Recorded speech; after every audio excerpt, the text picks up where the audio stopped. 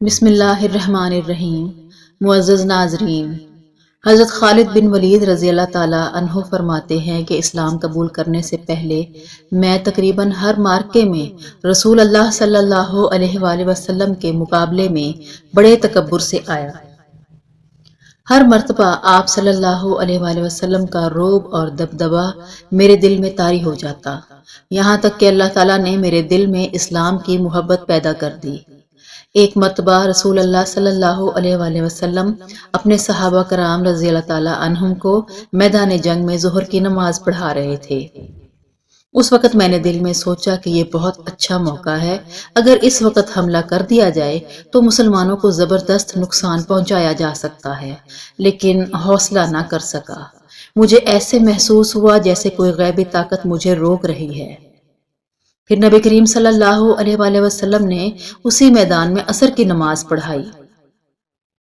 ایک مرتبہ پھر سوچا کہ حملہ کروں، لیکن قدم آگے نہ بڑھے۔ اس وقت میں نے جان لیا کہ پردہ غیب سے ان کی مدد ہو رہی ہے، یہ یقیناً خطہ عرب بلکہ پوری دنیا پر غالب آئیں گے۔ فتح مکہ سے کچھ عرصہ پہلے جب نبی کریم صلی اللہ علیہ وآلہ وسلم ہجرت کر کے مدینہ تشریف لے جا چکے تھے، اس وقت میں نے اپنے بارے میں سوچا، اب میں کیا کروں؟ کہاں جاؤں؟ حبشہ چلا جاؤں، بادشاہ ہرقل کے پاس چلا جاؤں، اپنا آبائی مذہب چھوڑ کر یہودی ہو جاؤں، یا عیسائیت اختیار کر لوں، یا کسی عجمی ملک کی راہ لوں، یا اپنے ہی گھر میں قید ہو جاؤں۔ غرض یہ کہ طرح طرح کے خیال ذہن میں آ رہے تھے۔ انہی خیالات میں گم تھا کہ مجھے اپنے بھائی کا خط ملا۔ اس میں لکھا تھا، پیارے بھائی، میرے آقا نبی کریم صلی اللہ علیہ وآلہ وسلم نے ایک دن مجھ سے آپ کے بارے میں پوچھا تھا۔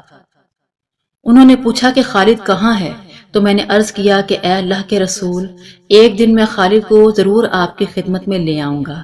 یہ نہیں ہو سکتا کہ میرا ذہین اور فہیم بھائی اسلام جیسی روشنی اور نعمت سے محروم رہ جائے۔ حضرت خالد بن ولید رضی اللہ تعالیٰ عنہ کہتے ہیں کہ میں خط کے الفاظ پڑھ کر جھوم اٹھا۔ آپ صلی اللہ علیہ وآلہ وسلم نے مجھے یاد فرمایا اور میرے بارے میں پوچھا۔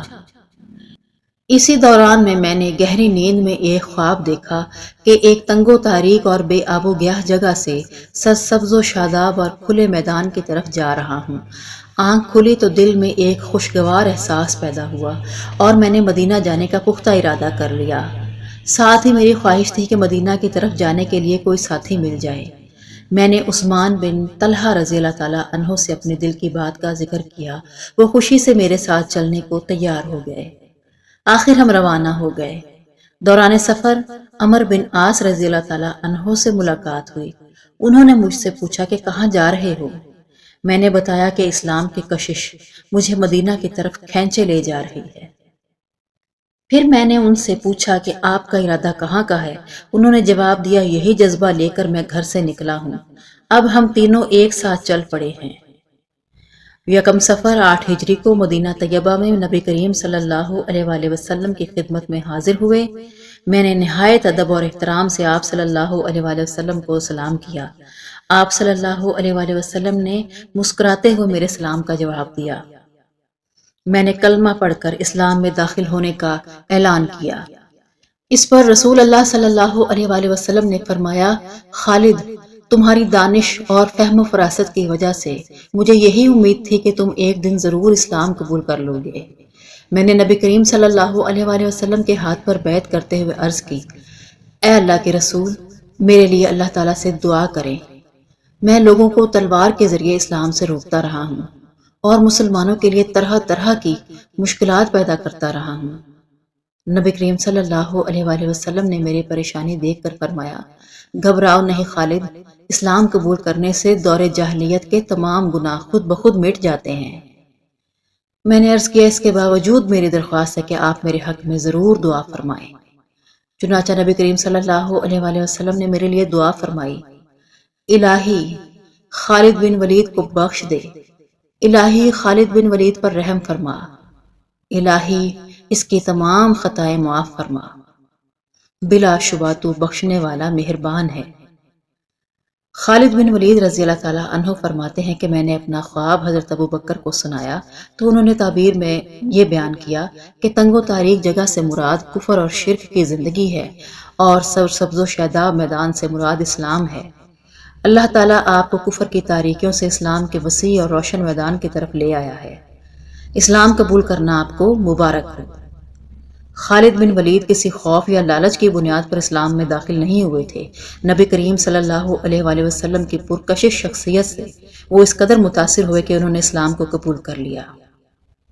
اسلام کی عظمت ان کے دل میں گھر کر گئی تھی۔ انہوں نے جب تک اسلام قبول نہیں کیا تھا اس وقت تک آپ مسلمانوں کے خطرناک ترین دشمن تھے۔ غزوہ احد کی مثال ہمارے سامنے ہے، لیکن جب یہی جوان سال مرد میدان اسلام کے پرچم تلے آئے تو ہر موقع پر انہوں نے سچے دل اور خلوص نیت کے ساتھ اسلام کے لیے تن من اور دھن کی بازی لگائی۔ انہوں نے اپنی پوری زندگی حق کی خاطر لڑتے ہوئے گزاری۔ ان کی زندگی میں بعض بہت مشکل لمحات بھی آئے، لیکن ہر مرحلے پر انہوں نے خوف اور نا امیدی کو اپنے قریب نہیں آنے دیا۔ آپ اسلام کے وہ عظیم سپہ سالار تھے کہ میدان جنگ میں دشمنوں کی صفوں میں گھس کر دشمن کو نیست و نابود کر دیا کرتے تھے۔ اسی وجہ سے اللہ تعالیٰ نے آپ کو سیف اللہ یعنی اللہ کی تلوار کا لقب عطا فرمایا۔